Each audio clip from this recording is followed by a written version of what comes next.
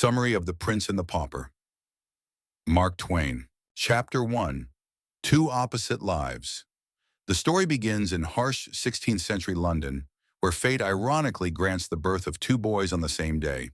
Tom Canty, a poor child living in the cramped slums of Awful Court, and Edward Tudor, the Prince of England, son of King Henry VIII. Tom grows up in poverty, frequently beaten by his father, yet constantly dreams of palace life and royalty. Edward lives in luxury but is confined by the strict rules of royal etiquette. These two contrasting souls meet by chance at the gates of Westminster Palace. After a lively conversation, they realize they are identical in appearance and impulsively decide to switch clothes to experience each other's world. Chapter 2. Switched Lives and Tragedy begins. The moment they swap roles, chaos erupts. Edward, now dressed in rags, is thrown out of the palace by the guards who think he's insane. Meanwhile, Tom, wearing the prince's attire, is brought into the palace in confusion and fear. Though he insists he is not the prince, no one believes him. The boys are swept into a series of ironic events. Edward faces the brutal life of commoners, hunger, humiliation, and hardship, while Tom, though nervous and lost, gradually adjusts to the royal lifestyle. Both are haunted by inner turmoil and a deep longing for home. Chapter 3. The Wandering Prince. Edward embarks on an unintended journey through the streets of London, witnessing for the first time the cruelty of law and the suffering of the poor. Scenes of poverty, oppression, and injustice shock him deeply. Along the way, he meets Miles Hendon, a noble-hearted but down-on-his-luck knight. Initially skeptical, Miles is moved by Edward's courage and princely speech and decides to protect him. Together, they face countless challenges, from prison cells and court trials to various perils on the road.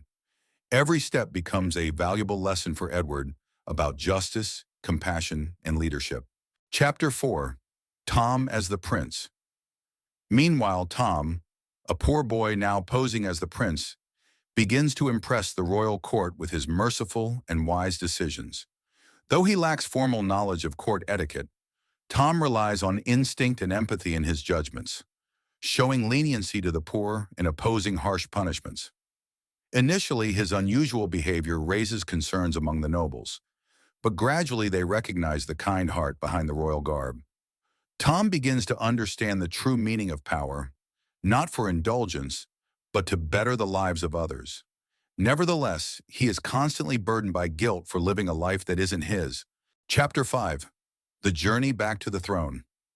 Edward and Miles continue their arduous journey back to London. Real-world experiences force Edward to mature quickly. No longer a naive prince, he now carries the mindset of a king who understands his people. On the road, he not only sees suffering, but also the resilience and kindness of ordinary folk. The bond between Edward and Miles grows stronger, a sincere friendship that transcends doubt and social class. To Miles, Edward is no longer a mad boy, but a trusted friend and a future king worthy of loyalty. Chapter 6. The king dies. The throne is empty.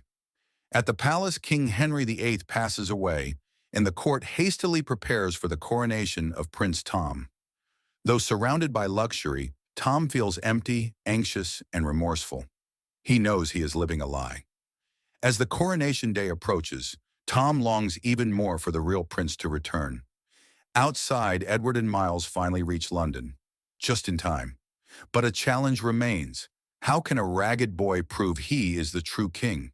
Chapter 7. The Truth Revealed. The grand coronation begins. Just as the crown is about to be placed on Tom's head, Edward appears and declares he is the true prince. The entire hall is stunned. However, by revealing secret details known only to the real prince, a hidden mark, a private gesture, Edward slowly regains everyone's trust. Tom, with sincerity and a clear conscience, immediately confirms Edward's identity and joyfully relinquishes the throne. The moment the two boys switch roles in front of the court is one of the most emotional and memorable scenes in the story. Edward is reinstated and, in gratitude, rewards both Tom and Miles. Chapter 8. A New King with a Just Heart.